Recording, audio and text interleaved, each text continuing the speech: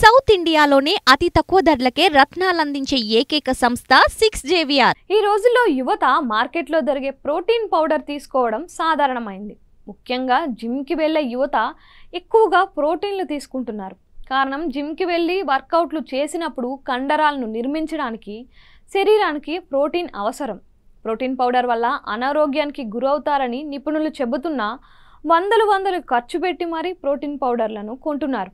Protein powder supplements పై హైదరాబాద్లోని national institute of nutrition ఇంకా ICMR తాజాగా కీలక హెల్త్ అలర్ట్ ఇచ్చింది. శరీరాన్ని ఫిట్గా ఉంచుకునేందుకు, బరువును నియంత్రించేందుకు చాలామంది ప్రోటీన్ సప్లిమెంట్లు తీసుకుంటూ ఉంటారు. ముఖ్యంగా జిమ్కు వెళ్ళేవారు, స్పోర్ట్స్ ఆడేవారి డైట్లో ఈ ప్రోటీన్ పౌడర్ తప్పనిసరిగా ఉంటుంది.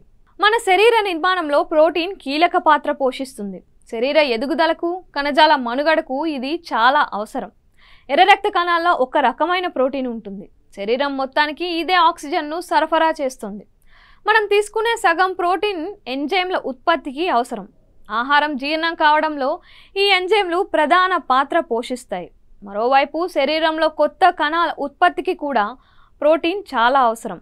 హార్మోన్లు సాఫీగా పనిచేయడం, ఆకలిని నియంత్రించడం, బరువును నియంత్రించడం, గాయాలను త్వరగా మాన్పించడం తదితర విధుల్లో ప్రోటీన్లు అవసరం ఉంటాయి. మరోవైపు స్పోర్ట్స్లో గాయాలైనప్పుడు దెబ్బతిన్న కణజాలాన్ని సాధారణ స్థితికి తీసుకురావడంలో ప్రోటీన్లు ప్రధాన పాత్ర పోషిస్తాయి.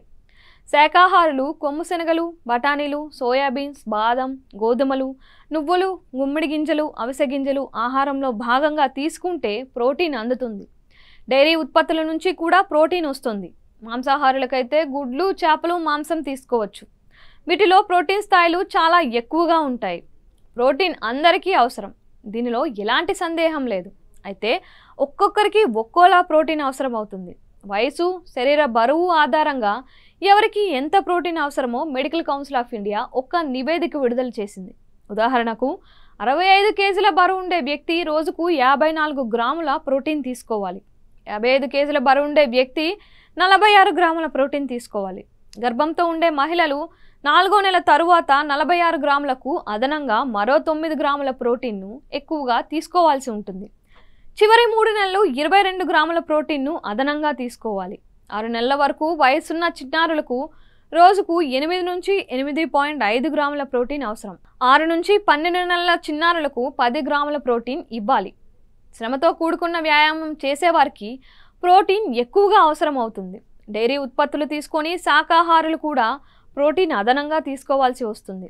క్యాన్సర్ రోగులు, పోషకాహార లోప బాధితులు, కాలిన గాయాలైన వారు ప్రోటీన్ను ఎక్కువగా తీసుకోవాలి.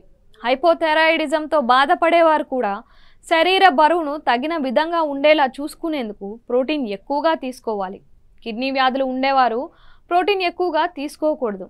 ప్రోటీన్ వారి అనారోగ్య సమస్యలను మరింత తీవ్రం చేస్తుంది. ఎందుకంటే కిడ్నీలు ప్రోటీన్ను శరీరం నుంచి బయటకు పంపించలేవు. మరోవైపు మెటబాలిక్ రుగ్మతలు ఉండే పిల్లలు కూడా ప్రోటీన్లు అధికంగా ఉండే ఆహారాన్ని తీసుకోకూడదు. ప్రోటీన్ సప్లిమెంట్లను ఎక్కువ మొత్తంలో రోజు తీసుకుంటే కాలేయం దెబ్బతినే ముప్పు ఉంటుంది. అందుకే ఆహారంలో భాగంగా ప్రోటీన్ను తీసుకోవాలని వైద్యులు సూచిస్తున్నారు. కొంతమందిలో కిడ్నీలో రాళ్లు పేరుకోవడం, కాల్షియం నిల్వలు పెరగడం, రక్తం సమతుల్యం దెబ్బతినడం లాంటి అనారోగ్య సమస్యలు కూడా చుట్టుముట్టే ముప్పు ఉంది.